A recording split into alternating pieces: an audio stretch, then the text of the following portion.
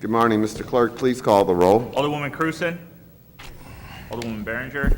Vice Chairman Williamson. Alderman Moore. Here. Alderman French. Present. Alderman Vaccaro. Present. Alderman Carter. Alderwoman Green. Chairman Conway. Present. 6 present, you have a quorum. Thank you, Mr. Clerk. This morning, we're going to hear Board Bill number 250. We'll have either Mr. Dave Richardson or Rich Robinson explain to us what is going to happen with Board Bill 250. Good morning, thank you. David Richardson with Hush Blackwell. Mr. Chairman, if Mr. Robinson would raise the mic up so I can hear him. It's always been difficult hearing you. I don't have my hearing aid on today. What? I do wear one. Good morning, David Richardson on behalf of 2350 Grand Boulevard Partners LLC, which bought the property at 2350 South Grand. If you're familiar with that, it's on the east side of Grand at Sydney. It was a vacant gas station site. It's been vacant for the last 12 years, and nothing's been in that building. It's been a nuisance to the neighborhood, the Tower Grove South neighborhood. And Mr. Robinson and his partners are proposing to build a new Starbucks there.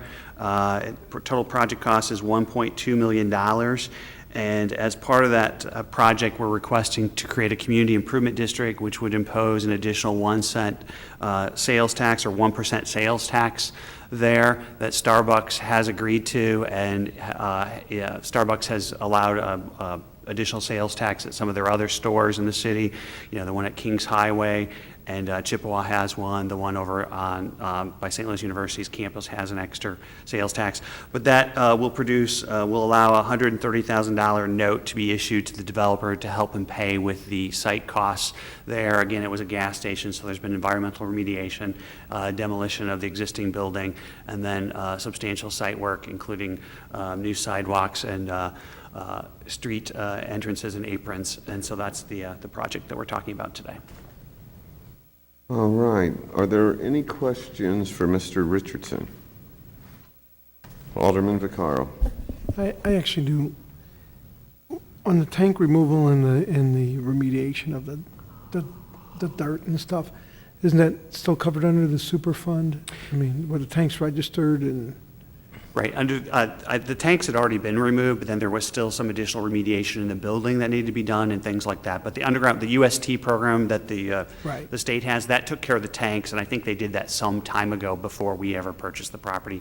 The environmental issues we had were asbestos and things like that in the building that had remained on the site. Okay, so it's not oil or gas? Correct. Correct. Okay, thank you. Yeah, and I mean, also there, they had a monitoring well, and after it was a gas station, it was a dry cleaner.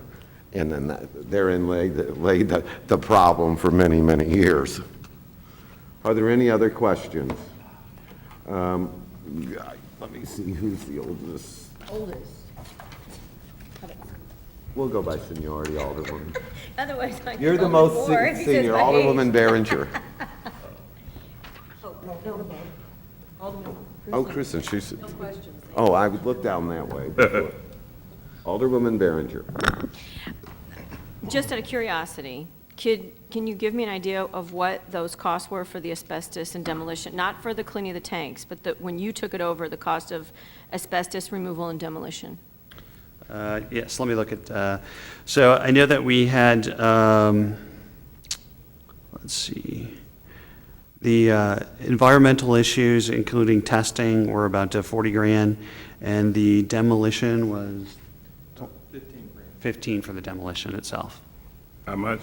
15? So total 55, for what I asked. Right, and there was also, we had to do a vapor barrier too, which I didn't include that one, so another 10. That's all I had, thank you.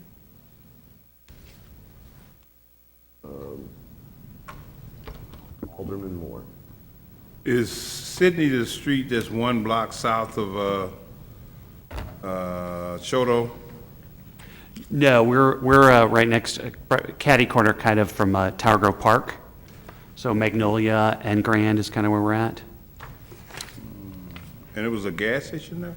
Yes. So across the street, to the south of us is a Family Dollar and a grocery store that just closed and is turning into something else. And then that's to the south of us. And then to the west of us is a nursing home. And then the park is right there as well. It's 1 block north of the old National Store. Oh, what is, okay, north of.